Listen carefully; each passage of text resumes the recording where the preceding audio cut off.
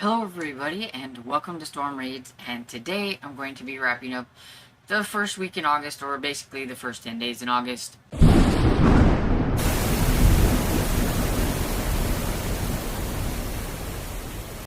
And everything. I am participating in Garbaugust. I only finished 2 books, which were both audiobooks, but I have been working on a lot of eyeball reading. I'm just not fast at it. I just don't read fast. And everything, and with the things that I like to do, it takes away from eyeball reading, or it's easier for me to listen to something while I'm on the computer, things like that. So that's kind of how it goes. But anyway, the 2 books that I finished were for the first week was Anything Goes, and I had my eyeball books for that, but these would also fit for the Anything Goes as well. And the first one was my cat on the cover, cozy mystery with cat on the cover. So that one was for Alice's prompt for in the middle, like her section of the middle prompt. And so I read For Love or Money by Sophie Ryan. It's one of my favorite series. It's the 11th book in the Second Chance Cat series. And this one is about Sarah Grayson, who is a person who has a business that's like one of those trash to treasure businesses, where she goes out and finds things that people would throw away because they just don't think they can do anything with it, and she repurposes it, and then she sells it and things like that. And she works there on that with her boyfriend, and she also has some older friends and everything. And these older friends throughout the series has eventually got to where they have been quite the sleuths, and they are called Charlotte's Angels. Yes, it's a knockoff of the whole like Charlie's Angels and everything, but yeah, it's just a group of older sleuths, and Sarah always ends up getting involved in helping them and trying to keep them out of trouble and everything. Her friend, who works for the police, it's not necessarily a cop, but I can't remember exactly what he is. I can't remember. I think he's on the medical side. Just can't remember exactly. But anyway, one of his mother, I think, is one of the Charlottes, or his grandmother. Could be his grandmother. I don't remember exactly how they're related. It's gone. But anyways, so he tries to kind of keep them wrangled too with Sarah and everything. But yeah, they're always getting themselves into trouble. And in this one, one of the friends of the Charlotte's Angels is being accused of murder because of a body being found on the property or near the property and everything. And this guy was not liked by a lot of people. He was one of those investment swindler type people, and he swindled a lot of people. So there's a lot of suspects and everything, and I really enjoyed it. It was a lot of fun. This one has Elvis the cat in it. Now, Elvis doesn't necessarily help sleuth or anything like that, but he is a very prominent member of the whole like series. Elvis can sometimes let you know if they think a person is good or bad and things like that. But yeah, he's just a black cat. And he's one of my favorite cats, if I have to have a favorite cat, because I'm not really a cat person. But yeah, I don't mind Elvis. And then the second one will fit the killer animal prompt on the bingo board, and that is the Montauk Monster by Hunter Shea. Now, this is what I call Hunter Shea's books, just fun romp and chomp type of books. His killer animal or creature books are always just kind of a wild ride. There's not a lot of substance to them. They're usually fairly short, but this one actually was 347 pages, which actually surprised me. But basically, after you find in the beginning, it has this couple that goes out on a beach. And then you've got that, first attack of whatever's out there.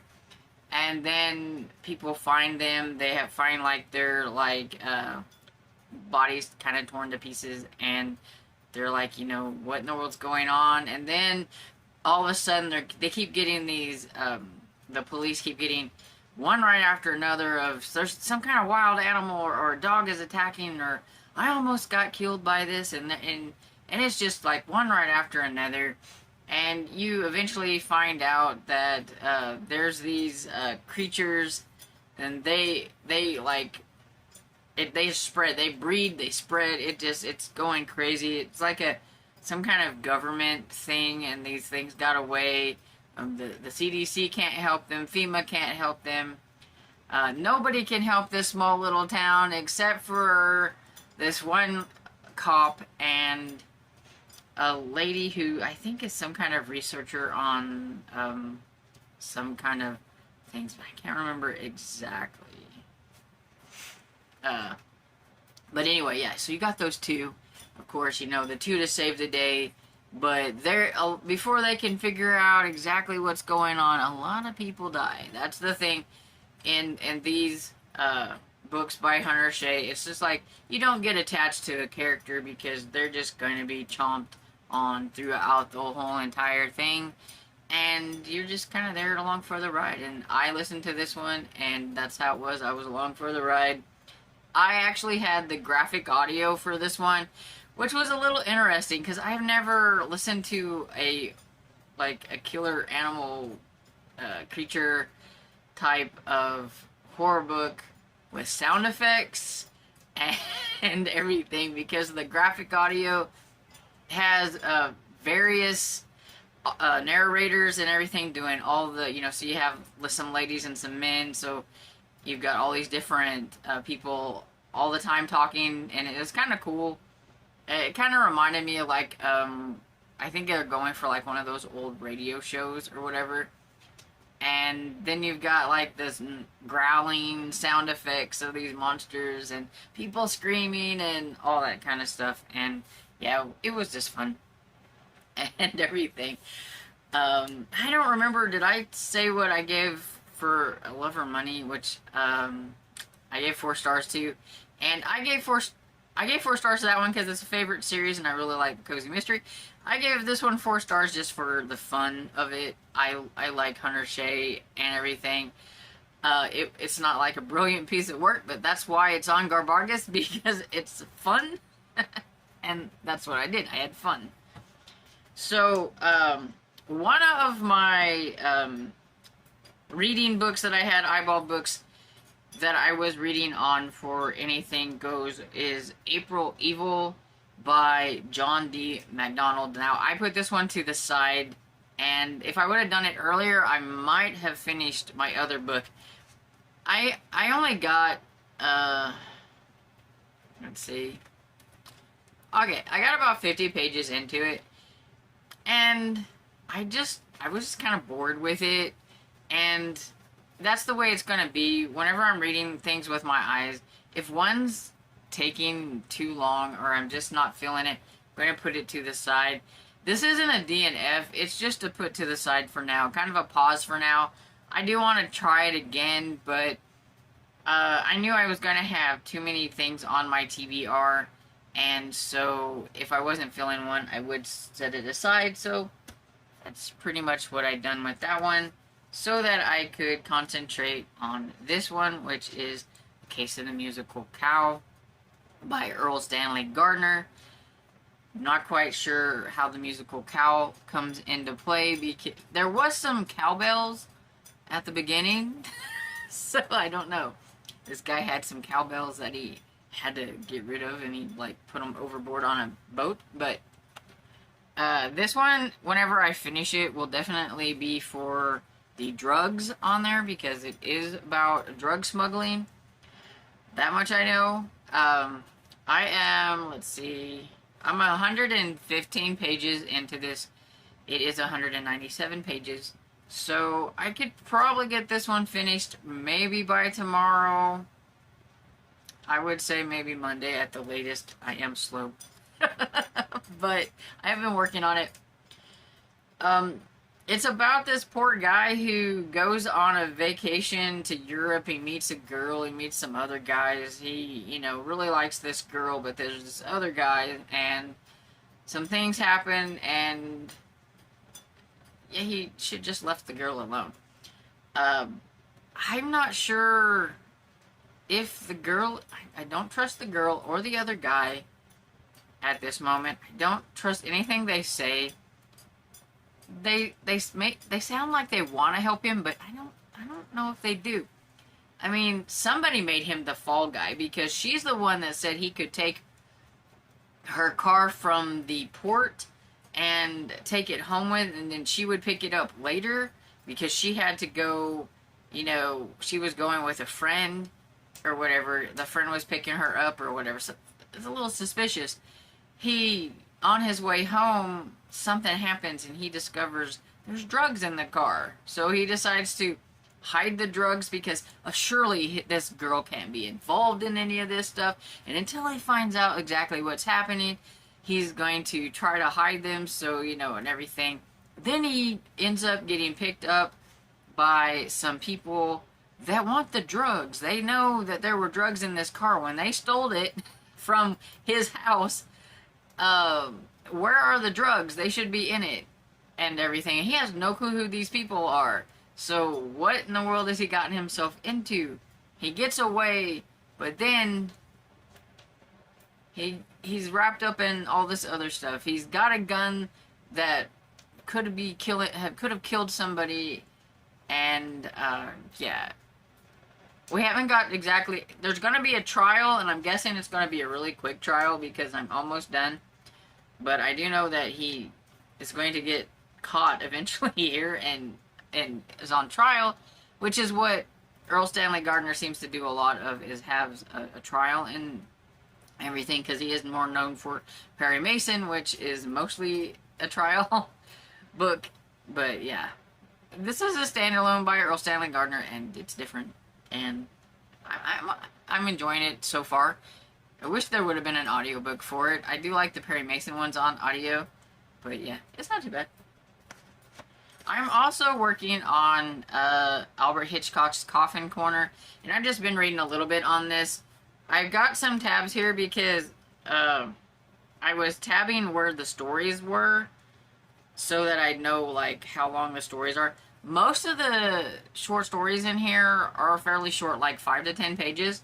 The one I am currently working on is like 56 pages and everything, and it's the most interesting one out of the bunch, and I don't know if it's because it's a longer story and so there's more to it, or if it's just the storyline in it. But what I have gathered so far from like I think I've read 2 or 3 stories. Now I can't even remember. But they don't make sense. Short stories don't make sense. A lot of times, especially when they're this kind of stories, I don't know if Albert Hitchcock was like liked open-ending stories or something like that, but that's the way they seem. Like, it's going, and then it just stops, and I'm like, oh, okay, that was all of it. I don't get the point. Maybe it's just me, I don't know. But this is just something that I'm just reading on a little bit throughout the month and everything. And we'll see if I get it finished or not. I don't know. But right now, I'm into the story that I'm currently into. That's the longer one. And it's called Sudden Death. And it, started out with a bang. There's about this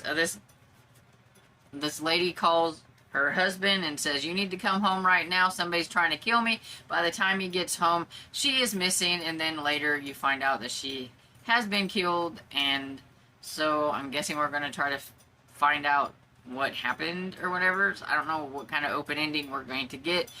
I think we're gonna find out that his wife may have had like another life or something. I don't know. But yeah, we'll see. I don't know. I'm also working on the Blackbird Oracle. I got the audiobook, did come in for this one, thank goodness, because then that helps with the the whole eyeball reading. I don't have to read this big chunker. But yeah, so I'm a little bit over halfway. I'm on page 254, or no, 255, chapter 17. It's different than I was thinking. I'm definitely going to have lots of thoughts on this one. I was kind of curious how it would go, since she hasn't written a book in this series for, like, I don't know, what, 5 years or so. And it was kind of wrapped up, but now she's pulled Diana and Matthew into something. And it just feels like the second era of, like, the Diana and Matthew stuff and everything. So, I don't know. I don't know what I was thinking I was going to feel about this book, but it's definitely not as, like, I'm not loving it as much as I was hoping. But I still like it. The 2 books that I have coming up for the second week in August is, since it's category romance and men's adventure, so I will be starting Devil and a Silver Moon by Violet Winspear for the category romance, and we'll see how that goes. And I was so excited because I found an audiobook of this first executioner book, so War Against the Mafia, so at least now I'll be able to eyeball read in one and listen to the other, and that will help me out and everything. I'm really looking forward to finding out what these executioner books are about. But yeah, so that's pretty much it. As always, I ramble a lot more about things than I need to, and this video was longer than I thought it was going to be. So anyway, this is how the first 10 days in August has went for me. Let me know what you have been reading. Have you been participating in a Garbaugust, or are you participating in any other readathon? Let me know what was your favorite book in the first 10 days of August, and I hope you enjoyed this video. And if you did, please give it a thumbs up and subscribe. And I will see you all in the next video. Bye.